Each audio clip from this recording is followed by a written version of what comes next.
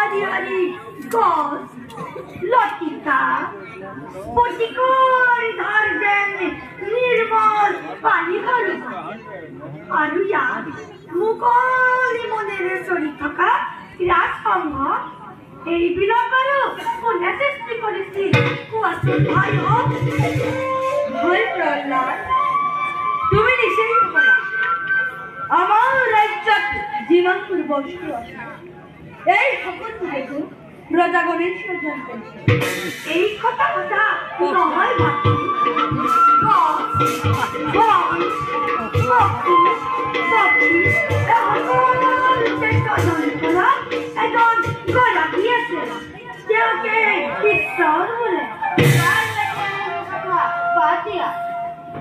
बोला आनी सकलोए धनुकार लय मृगय लय जाओ बिलत चली थका नाबिलाक कारे এটা কৈ খুচি ইমান যে ভাল লাগে নহলে বাৰ বন্ধু ঠিকই কথা ভাই बोला भाई प्रहलाद আমি সকলোৱে ধনুকাৰ লৈ মৃগয়ালৈ যাওঁ ভাই মৃগয়া কৰা আৰু বনৰ পশু পক্ষী বধ কৰা মহাপাপ তোমাৰ মোক যিজন ঈশ্বৰে সৃজন কৰিছে সেই পশু পক্ষীবিলাককো তেওঁই সৃজন কৰিছে গতিকে ঈশ্বৰে সৃজন কৰা সকলো জীৱকে নিজৰ জীৱন যেন জ্ঞান কৰিব লাগে তোমাক কি কোনে শিকাইছে সেইবোৰ কথা চিন্তা কৰিলে নিজেই শিকিব গতিকে বেটা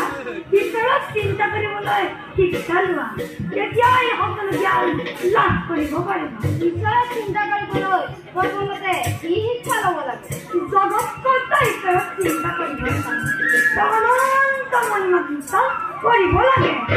কাৰণ হৰিনামৰ বাহিৰে জগতত কোনো বস্তুৱে ঈশ্বৰক পাব নোৱাৰে পবিত্ৰ হৰিনাম গাবলৈ সকলোৱে শিক্ষা লোৱা ঈশ্বৰে আমাক কৰুণা কৰিব ভাই প্ৰহ্লাদ তুমিনো হৰিনাম গাবলৈ ক'ত শিকিলা কোনে শিকালে তোমাক হৰিনাম গাবলৈ কোনেও শিকাব নালাগে শুদ্ধ মনে শুদ্ধ চিত্তে ঈশ্বৰক ভাবিব পাৰিলে তেওঁৰ অনন্ত মহিমা কীৰ্তন আপোনা আপুনি ওলাই আহিব সেইকাৰণে তুমি মাজে মাজে হৰি কীৰ্তন কৰা বাৰু ভাই এতিয়া ভাই প্ৰহ্লাদ তুমি আমাৰ লগত যাবানে যদি যোৱা ব'লা আৰু যদি নোযোৱা তেন্তে ইয়াত মন বাৰু ক্ষমা কৰিবা ভাই মই মৃগয়ালৈ যাব নোৱাৰো তোমালোক যোৱা মাজে মাজে ঘূৰি তেন্তে তুমি থাকা আমি যাওঁ बोला भाइयों আমি ধনুকাৰ লৈ মৃগয়ালৈ যাওঁ बोला बोला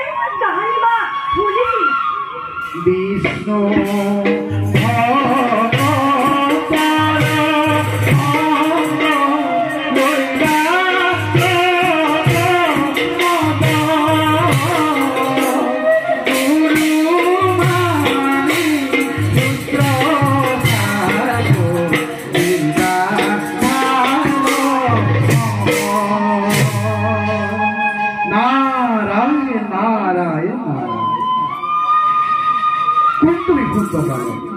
আৰু অৰণ্যৰ মাজত তুমি অকলে অকলে কি কৰিছা মই দৈত্যৰাজ হিৰণ্যকশিপুৰৰ পুত্ৰ নাম মোৰ প্ৰহ্লাদ আপুনি বাৰু কোন আপোনাৰ মুখৰ কীৰ্তিলাভ মোৰ ইমান ভাল লাগে মোক বাৰু এনে গীত গাবলৈ শিকাবনে বাছা প্ৰহ্লাদ গীত গাই গাই ঘূৰি ফুৰে আমাৰ দৰে সন্যাসী বোৰে যাৰ খাবলৈ এমুঠি অন্ন নাই যাৰ পিন্ধিবলৈ এখনি বস্ত্ৰ নাই তেনেলোকেহে হৰি কীৰ্তন কৰি ভাল পায় তুমি হৈছা দৈত্যৰাজ হিৰণ্যকশিপুৰৰ পুত্ৰ ৰাজ ভোগৰ মাজত হৰিনামৰ কিবা আৱশ্যক বাছা ৰজাৰ ল'ৰা হলে হৰিনাম গাব নোৱাৰে বুলি আপোনাক কোনে ক'লে নাৰায়ণ নাৰায়ণ বাছা প্ৰহ্লাদ ৰজাৰ ল'ৰা হলে হৰিৰ কীৰ্তন কৰিব পাৰে সঁচা কিন্তু তুমি হৈছা ত্ৰিভুৱন বিজয়ী হিৰণ্যকশিপুৰৰ পুত্ৰ তোমাৰ পিতৃ হৰিৰ শত্ৰু সেয়ে তুমি যদি হৰিনাম উচ্চাৰণ কৰা তেন্তে তোমাৰ পিতৃ তোমাক খুব কৰিব মোৰ পিতৃয়ে ঈশ্বৰক মহাশত্ৰু বুলি ভাবিছে কিয় তেওঁকো জানো একেজন ঈশ্বৰে স্বজন কৰা নাই সকলোকে একেজন ঈশ্বৰেই স্বজন কৰিছে কিন্তু তোমাৰ পিতৃ হৰিৰ ঘোৰ শত্ৰু আনকি তেওঁ হৰিনাম শুনিলে ক্ৰোধত উন্মাদ হৈ উঠে বাছা প্ৰহ্লাদ তাৰ কাৰণে আপুনি চিন্তা নকৰিব মই মোৰ পিতৃক এই কথা কম তেওঁ মোৰ কথা নিশ্চয় শুনিব কাৰণ তেওঁ মোক বৰ মৰম চেষ্টা কৰিলে তুমি নিশ্চয় পাৰিবা গতিকে ব'লা পলম নকৰি সৰু বৰা দিনত তোমাক মই 2-4টা হৰি শিকাই দিম এতিয়া শুনা বাছা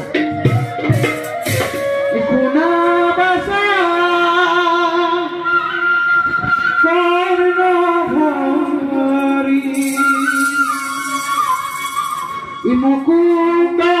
মুৰাৰি মুকুন্দ মুৰাৰি গুয়াবাসা প্ৰাণ ভৰি নমো নাৰায়ণ নমো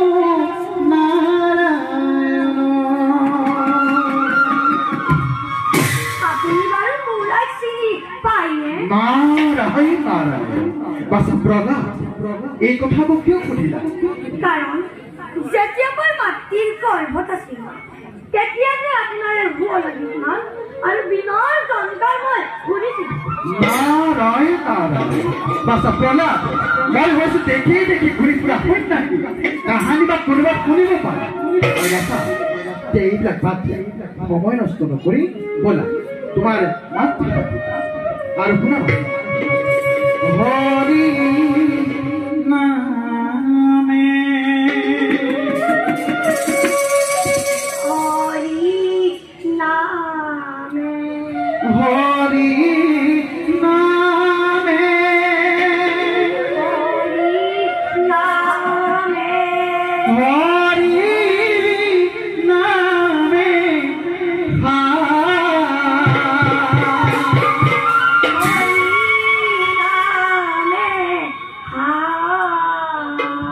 হৰি নামে কৰিয়াছে জগত